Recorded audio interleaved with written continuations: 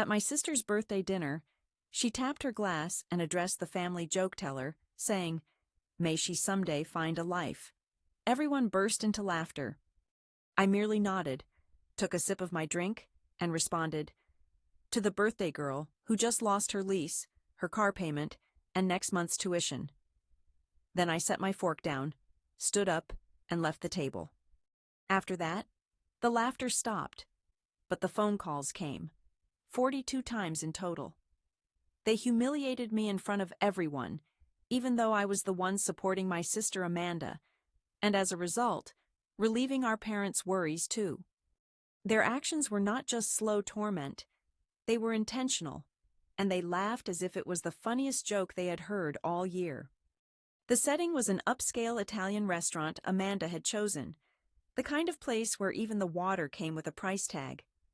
It was her birthday dinner, with 11 of us gathered around the table, dressed up and pretending to enjoy light conversation. Amanda stood holding a glass of Prosecco and tapped it like she was about to make a wedding toast. "To the family ATM," she said, looking straight at me. "May she someday find a life." Everyone laughed. My mother, my father, our cousins, even my aunt who I hadn't seen for 6 years. Some gave me fake looks of sympathy while still giggling. My cousin Kyle smirked and said, "Wow, that's harsh." I sat there, nodded as if everything was okay, took a sip of my wine, and raised my glass. "To the birthday girl," I said, "who just lost her lease, her car payment, and next month's tuition." The laughter stopped immediately when someone set down a fork. I stood up, pushed my chair back, and left without saying a word. Within the hour, my phone was overwhelmed with calls. There were 42 missed calls in total, including 10 from my mother, 8 from my father, and a dozen from Amanda. The remaining calls came from various relatives, likely trying to stay ahead of whatever was unfolding. However, the real chaos began around 8:30 p.m., 2 hours after I had left, when Amanda received several notifications. I, as the lease guarantor, had withdrawn my support. Her payment for college was canceled, and the automatic deduction for her car loan failed. Everything began unraveling swiftly with no one left to soften the blow. Amanda started sending messages rapidly. Initially, she asked, "What is happening?"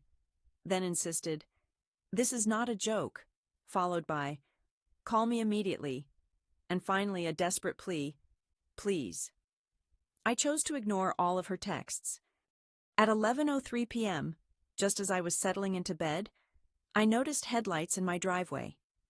It was my parents, and they were not there to argue.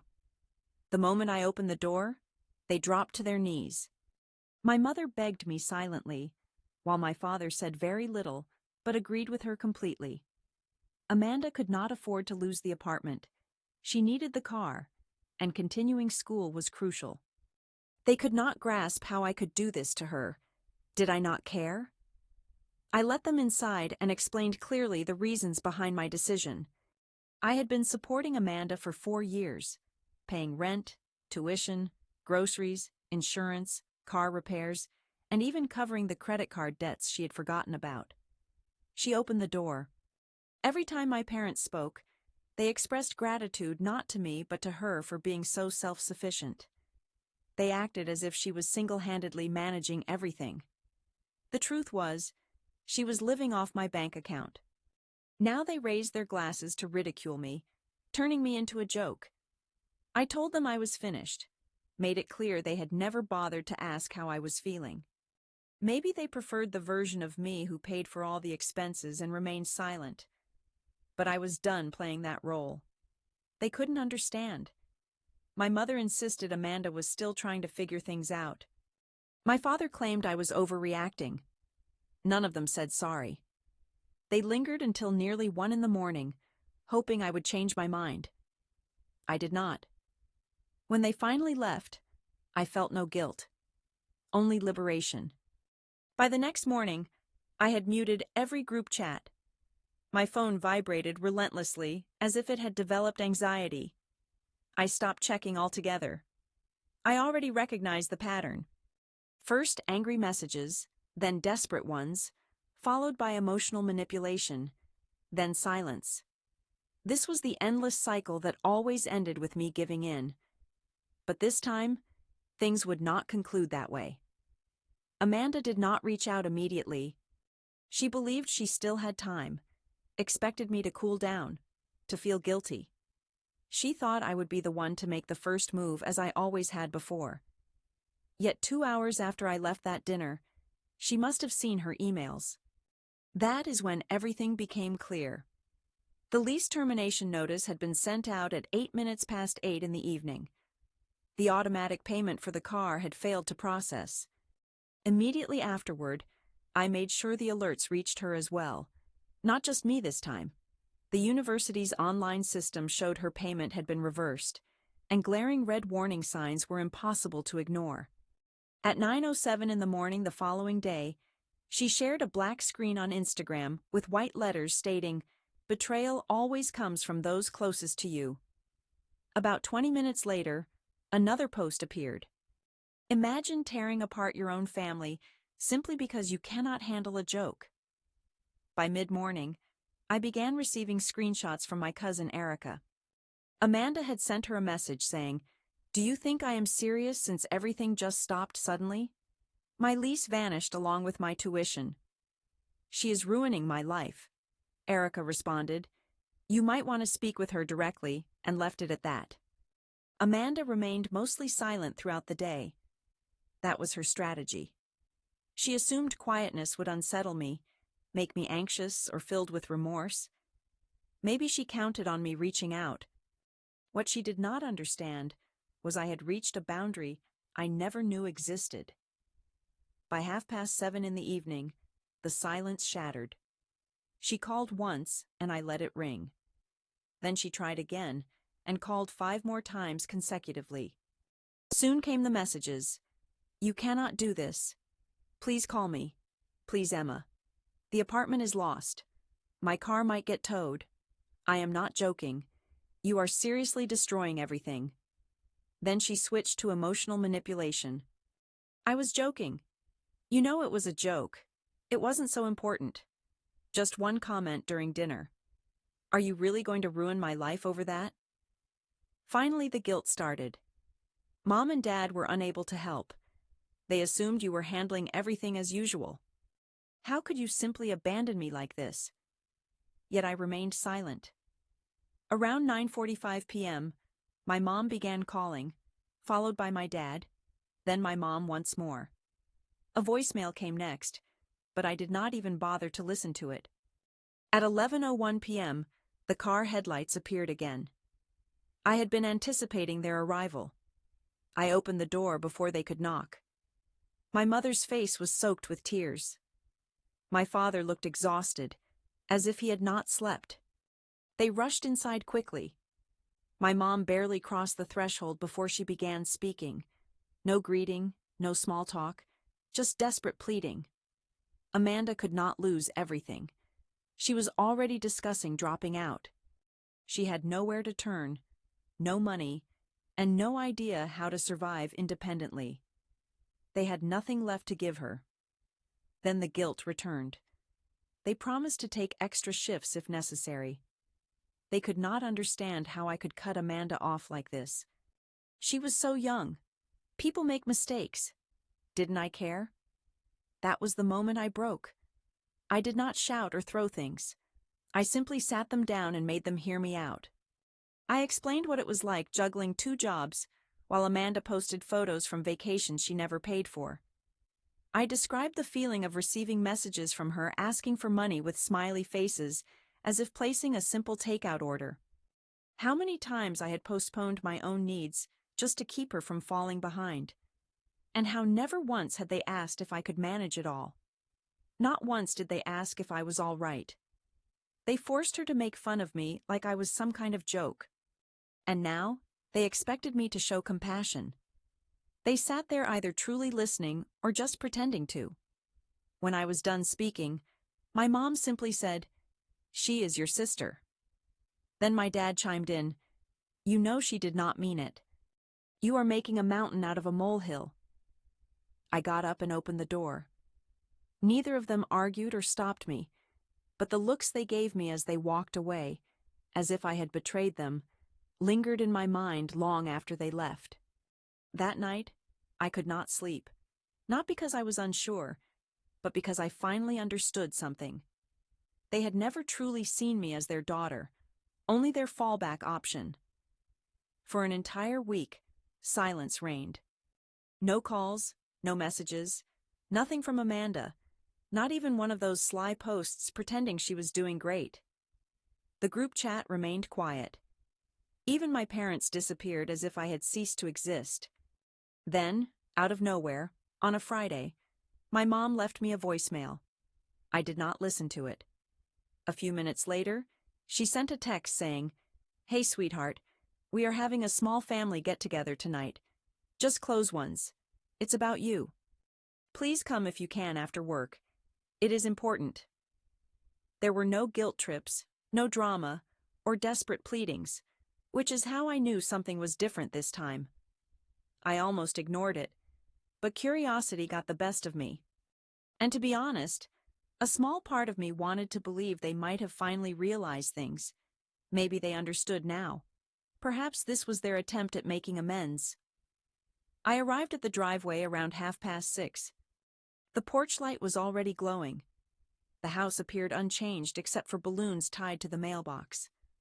Inside, I heard music and laughter ringing out. It felt ordinary, perhaps even too ordinary. As I stepped inside, an odd kind of happiness greeted me. A banner stretched across the living room wall declared, "World's Best Daughter." There were snacks and drinks everywhere, even a cheap cake from the local store. Amanda was present, along with my parents and roughly half the people from the birthday dinner. Cousins, an aunt, an uncle, folks who had not spoken to me since everything fell apart. They behaved as if nothing had transpired, as if I hadn't cut Amanda out, as if she hadn't embarrassed me, as if my parents hadn't attempted to guilt me into submission late that night on my front steps. My mother hugged me tightly. My father said it was nice to see me. Amanda smiled as though she had never flooded my phone 2 weeks prior, begging me to not destroy her life.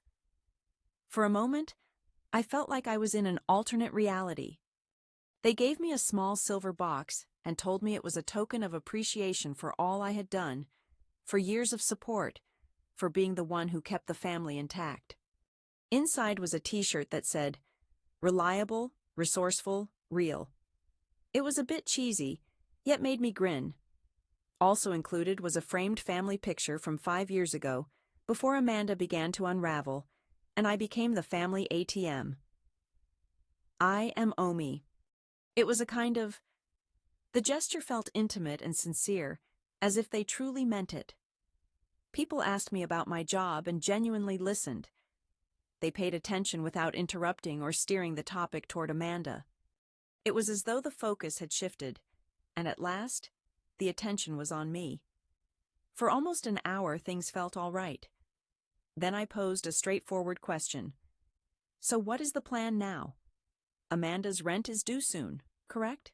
She still earns only $10,800 monthly. That amount will not cover even $100. The room fell silent in a way that allowed you to hear the ice clinking in someone's glass. Amanda remained quiet and looked toward my father. My mother gave a slight shrug, preparing herself to share difficult news gently. She said softly, "Well, we have not figured out that part yet. We were hoping that after tonight you might reconsider helping, at least until Amanda secures a better position." My father added, "We assumed that after all that happened, you would understand how much we value you. You have always been the reliable one. We thought we could depend on you." Then my mother looked directly at me. "We are not saying we expect it, but if you choose not to assist, your father and I will most likely need to take on extra work. We believed you were family. We did not expect you to abandon us in this way." Everything was clear. The guilt, the pressure, the emotional manipulation hidden within a celebration and masked by smiles. They had not changed. They just wrapped the guilt in balloons and cake. I did not cause a scene or argue. I remained silent.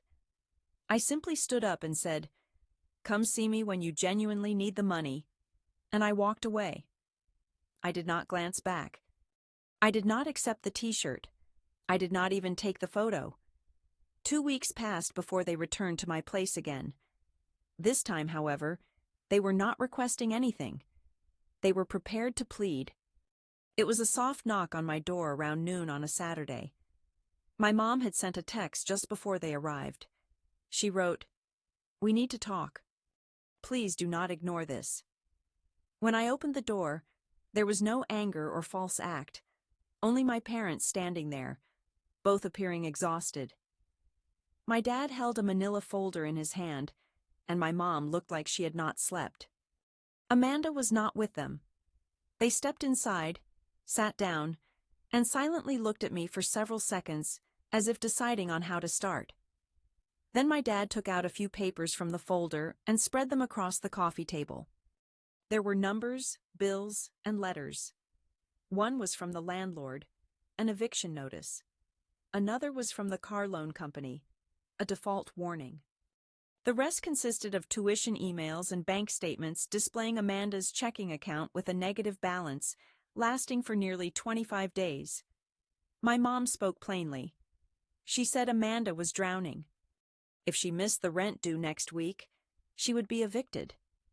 The car was just 2 days away from being towed. Her employer already warned that without transportation, her job would be terminated. She cannot manage like this. Then my mom revealed the real reason they had come. "We need help. Real help," she said. Every expense, rent, car, tuition, combined was nearly $20,000. She said it as if it were a single number to overcome. Just under 20,000 words, as if that would lessen the blow. I sat quietly and stared at them for a moment. Not angry, not emotional, just composed. Then I left the room and returned with a folder of my own. Inside were 2 printed pages, a contract I had drafted earlier that morning. I had been anticipating this moment. I just did not know how soon it would arrive. The contract clearly stated the terms: a loan of $20,000, to be repaid completely over 24 months.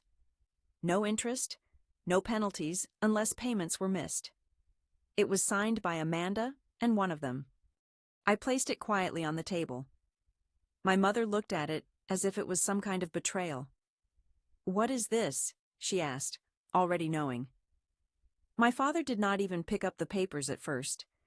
He just looked at me and said, "You want us to sign a contract to help your own sister?"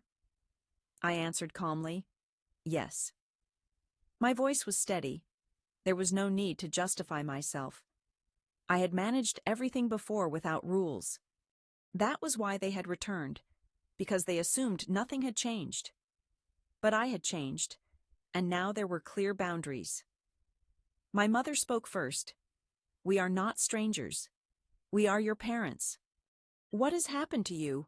I replied with the same question. "What has happened to you?" That was when the shouting began. Not loud yelling, but the cold, brittle anger people show when they feel trapped. "We raised you," my dad said. "We thought we could trust you," my mother added. "You have always taken care of her. We just assumed you would continue doing so. We did not expect this. You expected me to keep paying so Amanda could..." "Keep going," I told myself. "You expected me to keep coming to her rescue while you cheered her on and mocked me behind my back, and now you want me to fix everything once again." They refused to sign. They stormed out, furious. My mother accused me of being selfish. My father called me cold-hearted. They slammed the door shut as they left. I assumed it was over. But 3 days later, my mother returned alone. No shouting or tears, just a calm silence. She stepped inside, sat down, and picked up the contract I had left untouched on the coffee table. She read through it once more, and then signed without even asking if Amanda had to. She simply signed on her behalf. The following morning, I transferred the entire sum of $20,000. I sent an email confirming the payment. No response. Amanda never sent a message, not to express gratitude or anything else. That marked the last time I heard from any of them for several weeks. No check-ins, no updates, no birthday greetings. It was as if I had finally become invisible. But this time, I did not mind.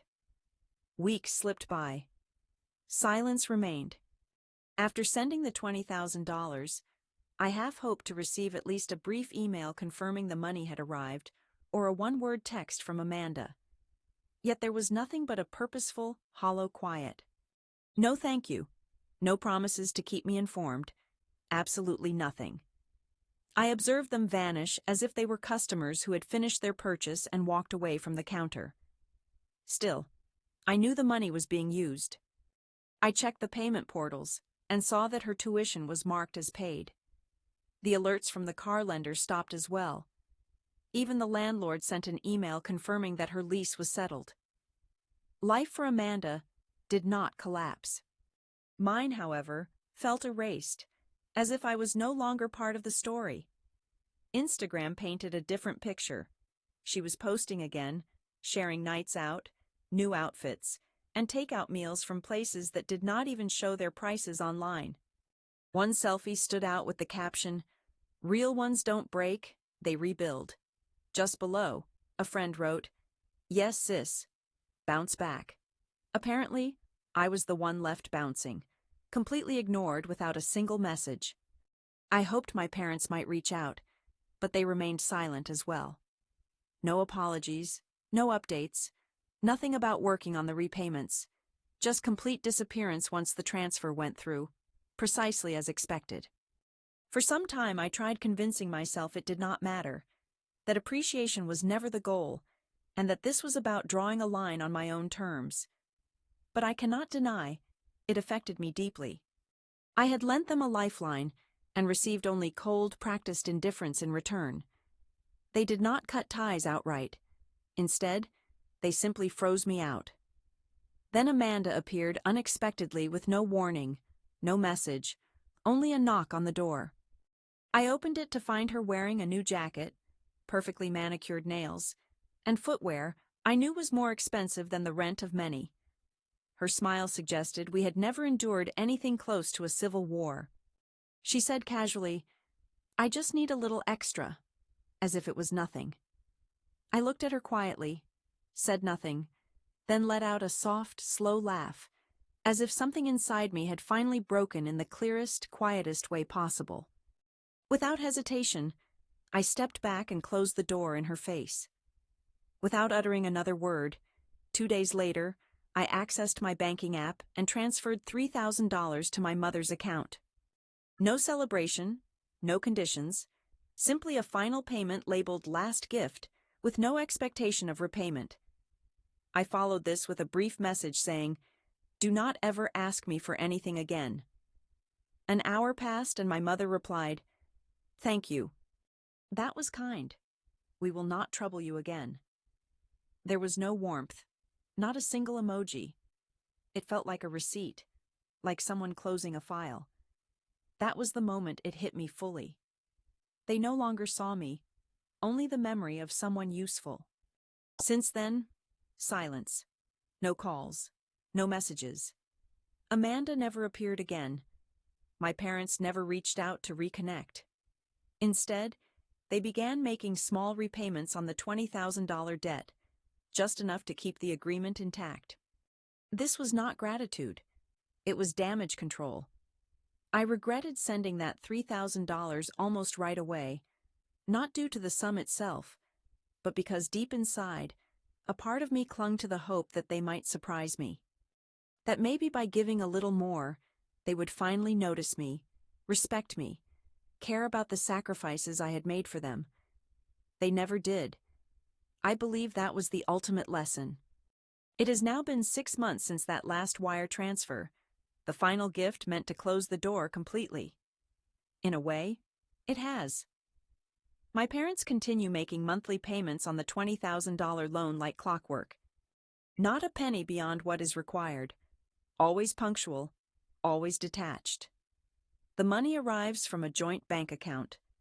Without a word. Attached, there were no messages, just complete silence. A cold exchange between two individuals who once called each other family. Amanda's name has not appeared on my phone since she came to my doorstep and asked for more. I never expected to hear from her again after I closed that door, and I have not.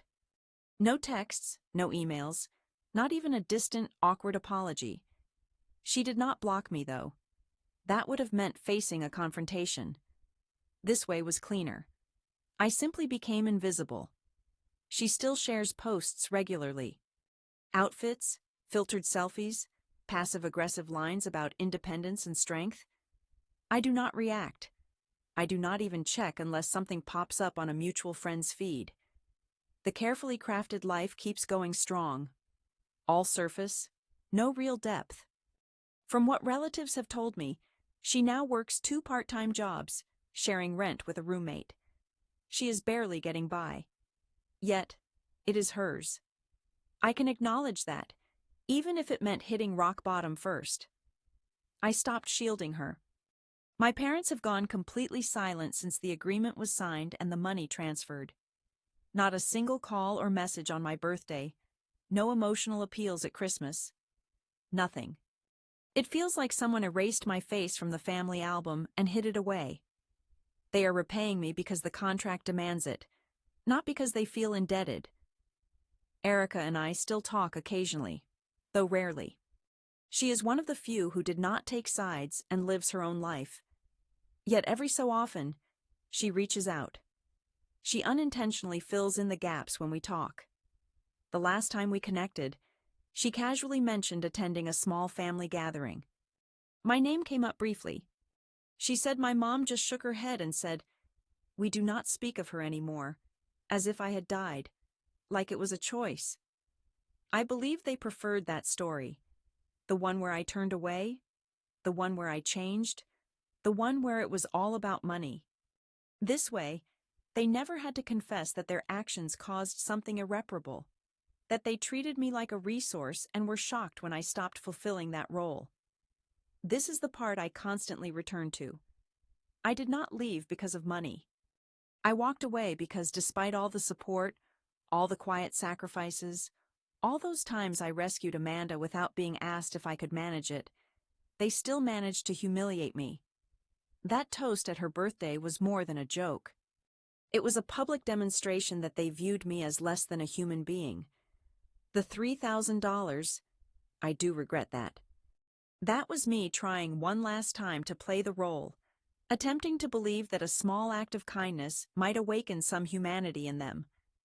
A thank you, a genuine moment, but it never came. It was received like every other payment I ever made, unnoticed, expected, and soon forgotten. Since then, I stopped checking my phone automatically. There is no longer any part of me that expects them to contact me. And even if they did, I would not respond, not to revisit the past, not to fix what is broken. There is nothing left there. There is nothing left to fix. They still have each other. Amanda still retains their loyalty. They will continue paying the debt as if it were a minor parking fine. When that is settled, I do not expect to hear from them again. I am fine with that. I do not seek revenge, nor do I want a reconciliation based on obligation. I only desire peace. For the first time in my life, I have found it. No more late-night calls at 2 a.m. begging for assistance. No more pretending that jokes made at my expense are harmless. No longer struggling to gain approval that was never going to be given. Just calmness.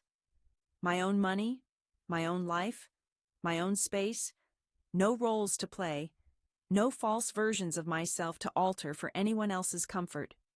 If this is how a family ends, at least it is sincere. At last, I know who I am when I am not trying to save anyone,